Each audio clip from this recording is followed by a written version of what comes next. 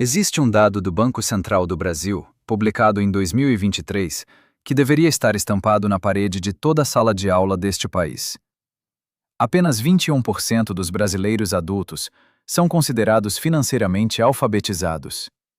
Quase 8 em cada 10 pessoas compram carro, financiam casa, parcelam em 12 vezes, sem entender as regras do jogo que estão jogando.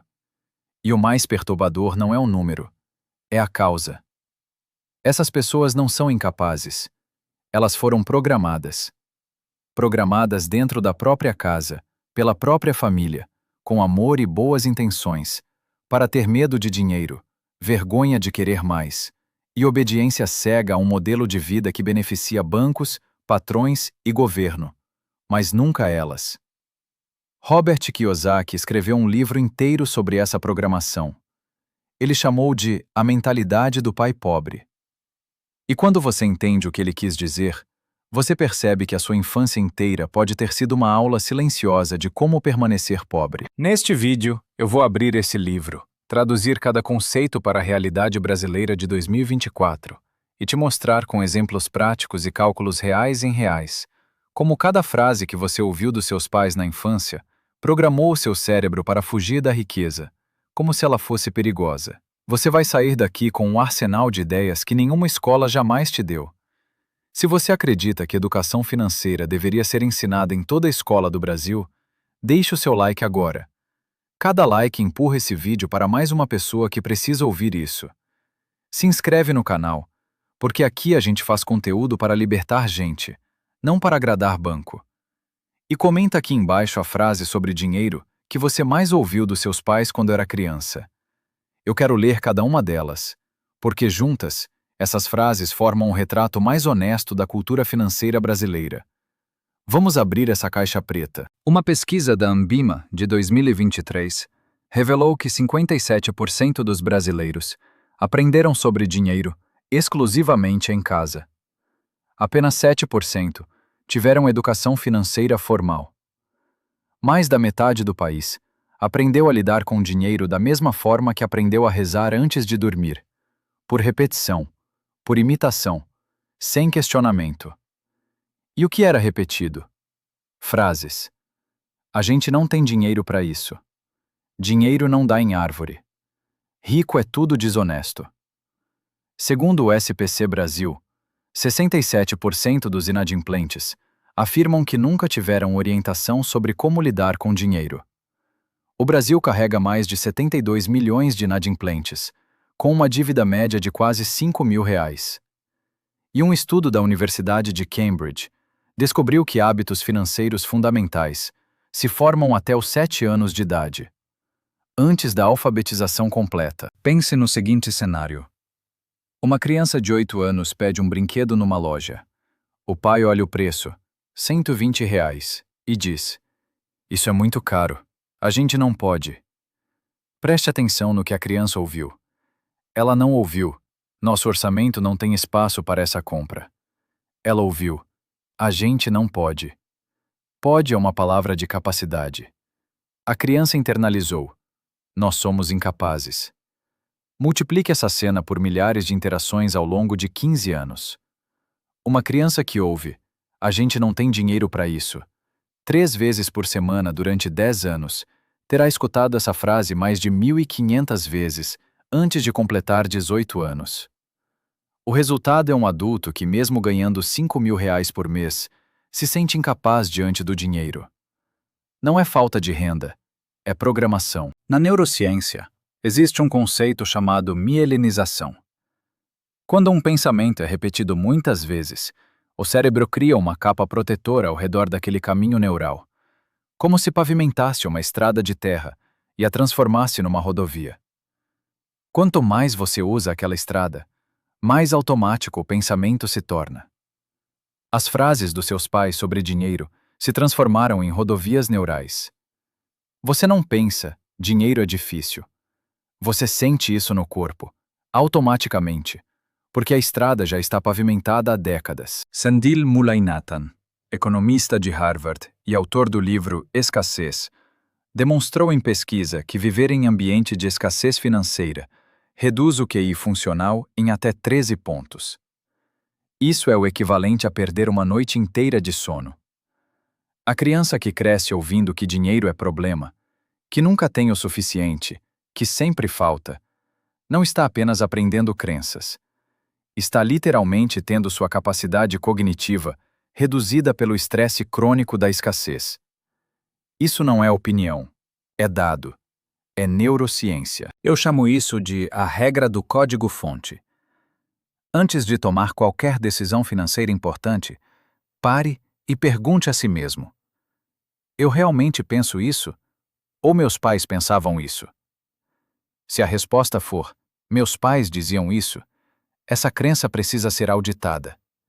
Você pode estar rodando um software de 1990 num hardware de 2024. O simples fato de você estar assistindo esse vídeo já significa que alguma parte de você sentiu que algo estava errado. Essa intuição te trouxe até aqui. E ela está certa. Mas as frases da infância são apenas a superfície. Kiyosaki foi mais fundo. Ele identificou que o verdadeiro veneno não está no que os pais dizem, está no modelo de vida inteiro que eles te ensinaram a seguir. E esse modelo tem um nome. Ele chamou de a corrida dos ratos. Dados do IBGE de 2023 mostram que 77% dos brasileiros vivem com o orçamento comprometido, gastando 100% ou mais do que ganham. O brasileiro médio compromete 30% da renda mensal apenas com dívidas. Em famílias com renda de até R$ 5.000, esse percentual chega a 45%. Kiyosaki descreve a corrida dos ratos como o ciclo em que uma pessoa trabalha, gasta tudo, precisa trabalhar mais, ganha um pouco mais, gasta mais ainda e nunca sai do lugar. Esse não é um ciclo de pobreza extrema. É o ciclo da classe média brasileira. O problema não é o quanto entra, é para onde vai. Vamos fazer uma conta. Uma pessoa que ganha R$ 4.000 e gasta R$ 3.800, todo mês sobra R$ 200. Em 10 anos, sem investir, ela acumulou R$ 24.000. Agora, a mesma pessoa, se ajustasse R$ 500 por mês num CDB de 100% do CDI, hoje perto de 10,5% ao ano, teria aproximadamente R$ 103.000 em 10 anos. A diferença entre a corrida dos ratos e a saída dela é de quase R$ 80.000. Deixe esse número fazer efeito. Pensa no João. O João ganha R$ 5.000 por mês. Recebeu um aumento de R$ 800. Em 60 dias, ele trocou o plano do celular de R$ 50 para R$ 90. Assinou mais um streaming por R$ 45. Começou a pedir delivery 2 vezes por semana, mais R$ 300 por mês, e financiou um celular novo em 12 vezes, de R$ 180. Resultado: o aumento de R$ 800 virou um aumento de despesa de R$ 615. Sobram R$ 185, que ele nem percebe. Pesquisa da FEComércio mostra que 74% dos aumentos salariais no Brasil são absorvidos por aumento de consumo em até 90 dias. O João não é irresponsável. O João foi treinado a vida inteira para acreditar que ganhar mais significa viver melhor. Mas viver melhor, no script da corrida dos ratos, sempre significa gastar mais. Na física, existe o conceito de esteira rolante. Você pode correr a 10 km por hora, mas se a esteira se move a 10 km por hora no sentido contrário, você está parado. Suando, cansado, com sensação de esforço máximo, mas sua posição real não mudou 1 centímetro. A corrida dos ratos é uma esteira financeira. Seu salário aumenta, seus gastos aumentam na mesma velocidade. Você está correndo, mas não está se movendo. Warren Buffett disse certa vez que se você comprar coisas de que não precisa, em breve terá que vender coisas de que precisa. Essa frase é a descrição perfeita do final da corrida dos ratos. Quando o brasileiro da classe média chega aos 50 anos, percebe que acumulou dívidas, parcelas e compromissos, mas não acumulou patrimônio. E aí começa a vender.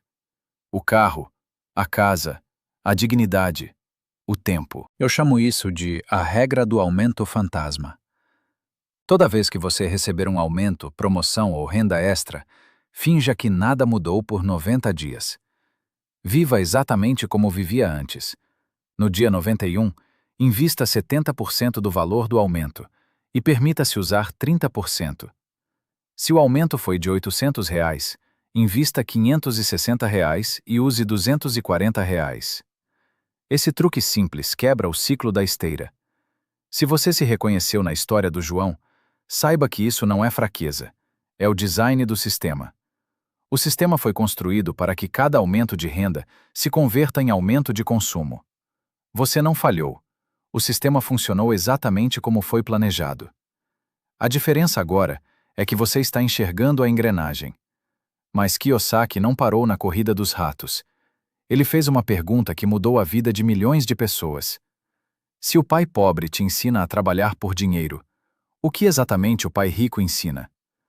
A resposta é a chave de tudo, e ela mora no conceito mais poderoso do livro inteiro. A grande revelação de Kiyosaki não é sobre ações, fundos ou imóveis. É sobre uma distinção absurdamente simples, que nunca foi ensinada em nenhuma escola brasileira. A diferença entre ativo e passivo. Ativo é tudo aquilo que coloca dinheiro no seu bolso. Passivo é tudo aquilo que tira dinheiro do seu bolso. O pai pobre ensina a comprar passivos, achando que são ativos. O pai rico ensina a comprar ativos antes de qualquer passivo. É só isso. Mas esse só isso é a diferença entre liberdade e escravidão financeira. Vamos aos números. O carro próprio, que 78% dos brasileiros consideram patrimônio, perde em média 15 a 20% do valor no primeiro ano. Um carro de R$ 80 mil vale R$ 64 mil depois de 12 meses. Além disso, custa em média R$ 1.800 por mês para manter, entre parcela, seguro, IPVA, combustível e manutenção. Isso é um passivo de R$ 21.600 por ano. Um imóvel financiado de R$ 300 mil em 30 anos, a uma taxa média de 9,5% ao ano, vai custar ao final aproximadamente R$ 780 mil. O brasileiro paga R$ 480 mil de juros. Mais do que o dobro do valor do imóvel. E enquanto paga, acredita que está construindo patrimônio. Agora presta atenção nisto. Se os mesmos R$ 1.800 mensais do custo do carro fossem investidos em um fundo que rende 10% ao ano, em 15 anos, o valor acumulado seria de aproximadamente R$ 750 mil. Em 20 anos, mais de R$ 1.300.000. Você percebeu o que acabou de acontecer? O carro que te dá status vale menos a cada ano. O investimento que ninguém vê vale mais a cada ano. A Maria e o Pedro ganham o mesmo salário, R$ 6 mil por mês. A Maria, seguindo o script do pai pobre, financiou um apartamento e um carro. Ela compromete R$ 2.800 por mês em parcelas e custos desses dois passivos. Sobram R$ 3.200 para viver e zero para investir. O Pedro mora de aluguel por R$ 1.500, anda de transporte público e investe R$ 2 mil por mês.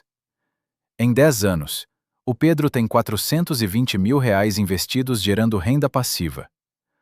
A Maria tem um apartamento que vale R$ 280 mil, pelo qual pagou R$ 450 mil, e um carro que vale R$ 18 mil, pelo qual pagou R$ 80 mil.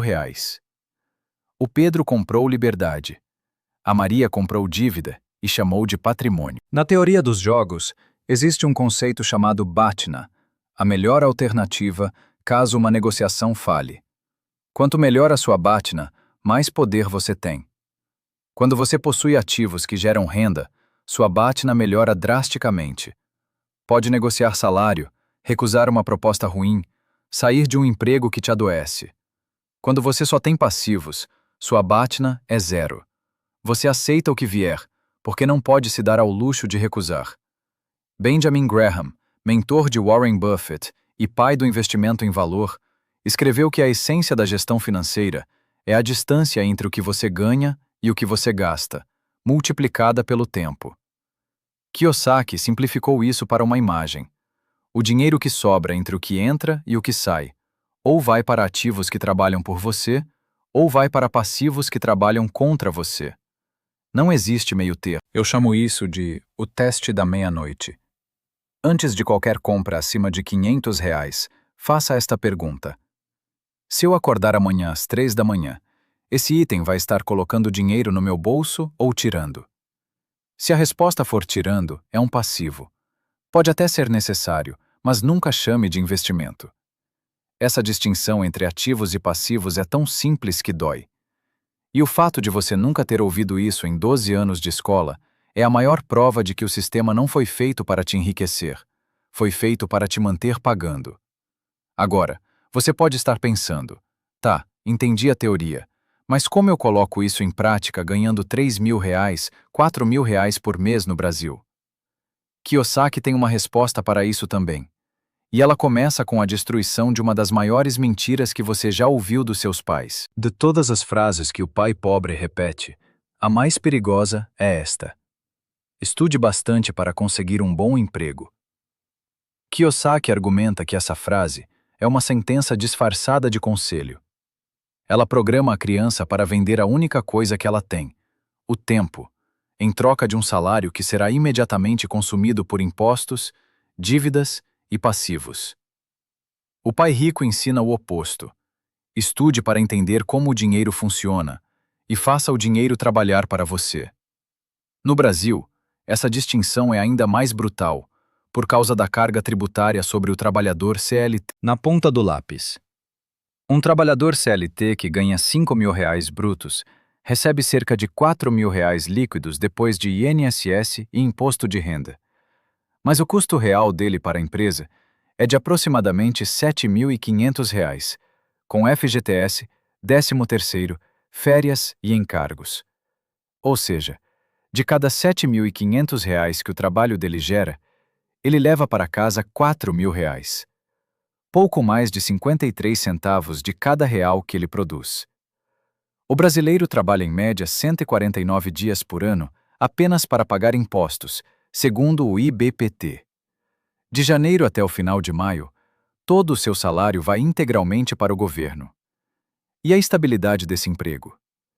Segundo dados do CAGED, a vida média de um emprego formal no Brasil é de 2 anos e 7 meses. A segurança do emprego é uma ficção estatística que os seus pais repetiram porque era a ficção em que eles acreditavam.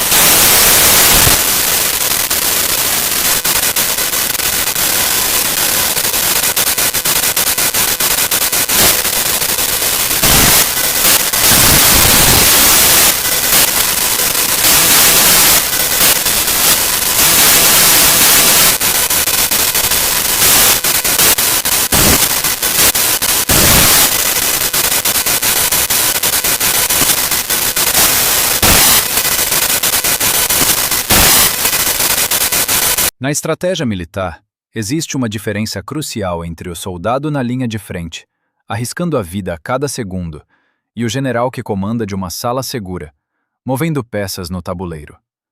Ambos estão na guerra, mas um troca tempo e risco por sobrevivência. O outro usa inteligência para multiplicar resultados. O pai pobre te ensina a ser o soldado. Trabalhe duro, obedeça. O pai rico te ensina a pensar como general. Posicione seus recursos para que eles lutem por você. Eu chamo isso de a regra das 2 horas. Reserve 2 horas por semana para estudar sobre dinheiro. Não para fazer curso, mas para entender onde o seu dinheiro está indo e para onde deveria ir. Essas 2 horas por semana, ao longo de um ano, são 104 horas de educação financeira. Mais do que qualquer MBA oferece sobre finanças pessoais. Se você está sentindo um misto de raiva e clareza, está no caminho certo. A raiva é porque ninguém te contou antes. A clareza é porque agora você não pode mais desver. Se esse conteúdo está fazendo sentido para você, se inscreve no canal e ativa o sininho. Cada vídeo aqui é uma ferramenta a mais no seu arsenal contra um sistema que lucra com a sua ignorância. E compartilhe esse vídeo com alguém que precisa ouvir isso. Às vezes, um link muda uma vida inteira. Mas Kiyosaki vai ainda mais fundo. Ele revela que o medo do dinheiro, o medo de perder, de investir, de arriscar, não é um sentimento natural. É um medo ensinado. E ele tem uma origem que você vai reconhecer imediatamente. Uma pesquisa do SPC Brasil mostra que 48% dos brasileiros sentem ansiedade ao pensar em dinheiro. Entre as classes C e D, esse número sobe para 63%. Um estudo de Princeton revelou que o estresse financeiro crônico ativa a amígdala da mesma forma que uma ameaça física. O cérebro de quem está endividado processa dinheiro como processaria um predador, com reação de luta ou fuga. Problemas financeiros são a principal causa de divórcio no Brasil, citados em 52% dos casos. E crianças que crescem em lares com conflitos financeiros têm 3 vezes mais chance de ter dívidas na vida adulta. Não é coincidência. É herança. Não de bens, de medos. Pensa na Luciana. Luciana tem 28 anos, ganha R$ 4.500, tem R$ 15.000 na poupança. Toda vez que ela pensa em investir, sair da poupança e colocar em Tesouro Direto ou CDB, ela sente um aperto no peito. Não é lógica, é medo. É o mesmo aperto que ela sentia quando, aos 9 anos, ouvia sua mãe chorar à noite porque o pai tinha perdido o emprego. Luciana não tem um problema financeiro. Ela tem uma cicatriz emocional. E essa cicatriz a faz manter R$ 15.000 num lugar que rende menos que a inflação. Porque mover o dinheiro ativa a mesma parte do cérebro que grita: cuidado, você pode perder tudo. Na medicina, existe uma condição chamada dor do membro fantasma.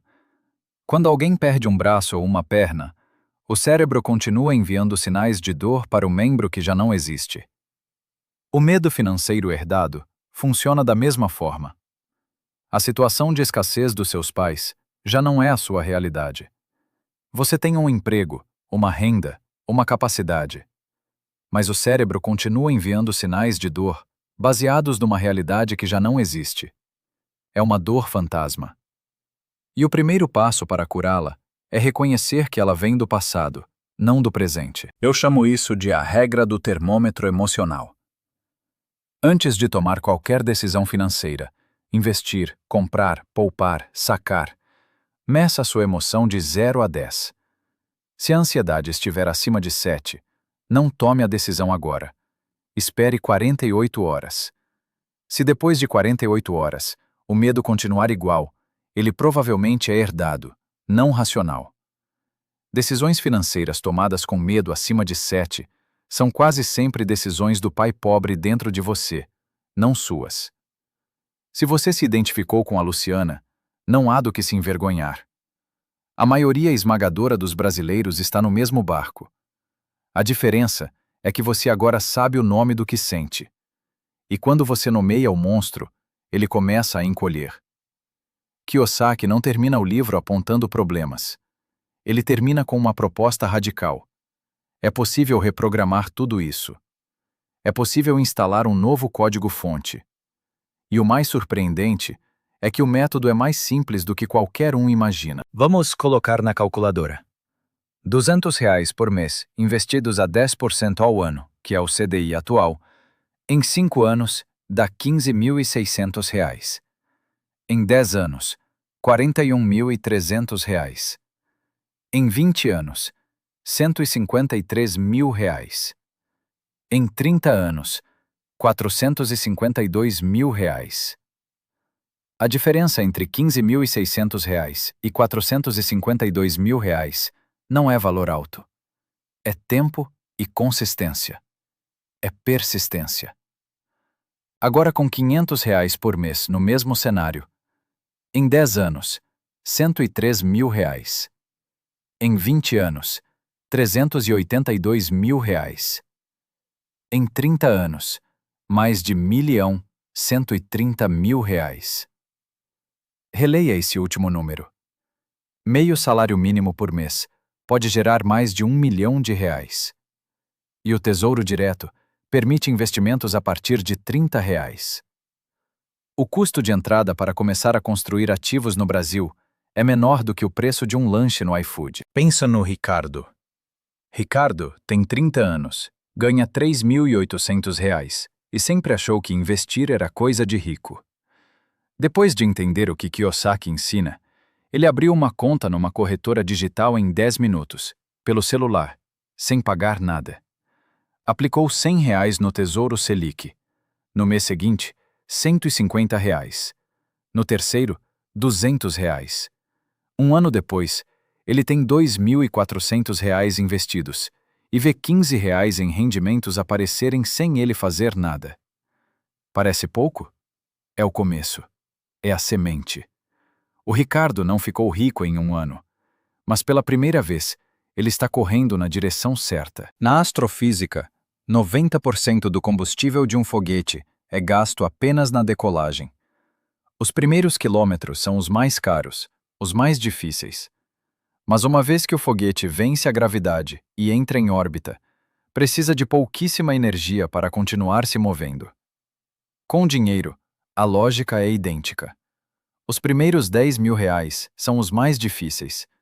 Mas depois que você passa dos R$ 50 mil, os juros compostos fazem o trabalho pesado. O dinheiro ganha velocidade própria.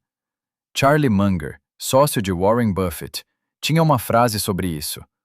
Os primeiros US$ 100 mil são os mais difíceis, mas você tem que conseguir.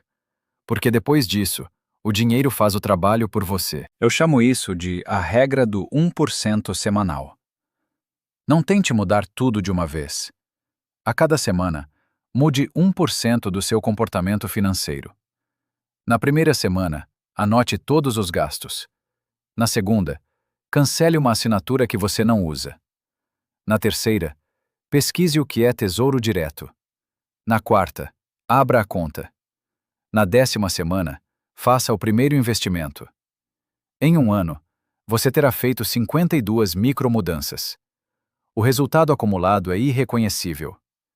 Segundo dados da B3, o número de investidores pessoa física no Brasil saltou de 800 mil em 2018 para mais de 5 milhões em 2023. A revolução já começou. E você pode fazer parte dela com R$ 30. Você chegou até o final deste vídeo. Isso te coloca numa minoria que a maioria das pessoas nunca vai fazer parte. Não porque elas não podem, mas porque elas vão continuar rodando o código do pai pobre, sem saber que existe outro programa disponível. Você agora sabe. Neste vídeo, a gente passou pela programação invisível da infância, pelas frases que moldaram rodovias neurais no seu cérebro. Desmontamos a corrida dos ratos que aprisiona a classe média. Entendemos a diferença entre ativos e passivos. Desmontamos a mentira do emprego seguro. Nomeamos o medo financeiro que é a herança de família. E desenhamos o plano de saída que Kiyosaki propõe. Pequeno, constante, imparável. Mas se eu pudesse resumir tudo em uma única ideia, seria esta. O livro Pai Rico, Pai Pobre não é sobre ficar rico. É sobre ficar livre. Livre para escolher onde trabalhar, quando descansar, como viver e com quem dividir o seu tempo. Dinheiro não é o destino. Dinheiro é o combustível que te tira de uma vida que você não escolheu e te leva para uma vida que você desenhou. A verdadeira pobreza não está na conta bancária. Está na crença de que você não merece, não pode e não é capaz. Quebre essa crença. Quebre hoje. A maior herança que seus pais podem ter te dado não estava no cofre. Estava nas palavras. E a melhor decisão financeira da sua vida é escolher quais palavras você vai parar de repetir.